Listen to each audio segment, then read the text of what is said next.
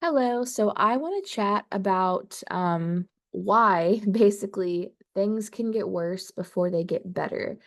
Because for me, before I really started recovering, this was probably the number one thing that kept me in the same very, very, very beginning of that cycle is I would try to go out and I would do things and blah, blah, blah. And then I would be hit with increased symptoms, new symptoms, end up in the emergency room, feel traumatized, rinse and repeat, right? So it's important to understand why when we start doing more, or when we start responding properly, that we can get increased symptoms. So first, when it comes to like doing more, right?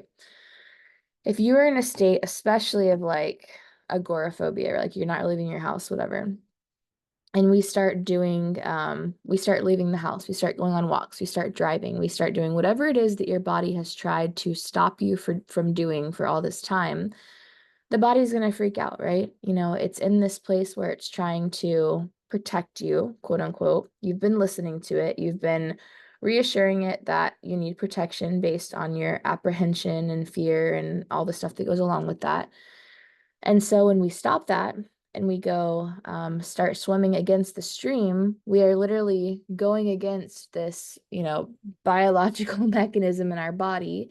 And we're going against very strong hormones, adrenaline, things like that that are trying to keep us in this fight, flight, freeze state. So that's that.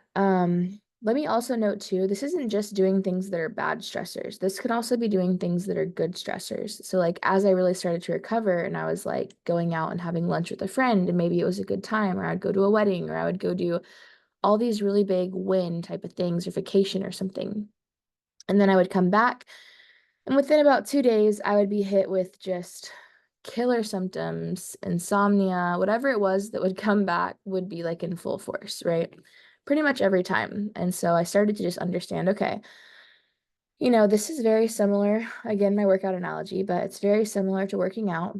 I'm going to lift some really strong, heavy weights, and then I'm going to be sore, right? So think of this as just soreness that's going to come up. That's going to be very natural and expected. The next thing, maybe you're already living your life to the fullest and you just have these symptoms that won't go away. Maybe that you're in that part of recovery.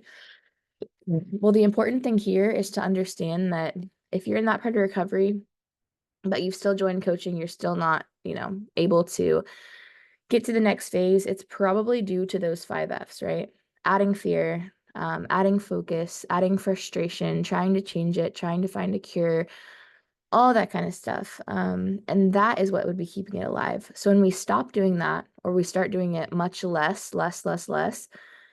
then it's the same concept, right? We're going against something that our body's been doing to quote unquote protect us. And so it's going to get louder to kind of remind you, hey, what's going on here? Remember, you're in danger. So I hope that explains why those symptom upticks can happen. And I'll explain in some further videos how to manage them, how to know if you're overdoing it, all that kind of stuff. But let me just start with the why.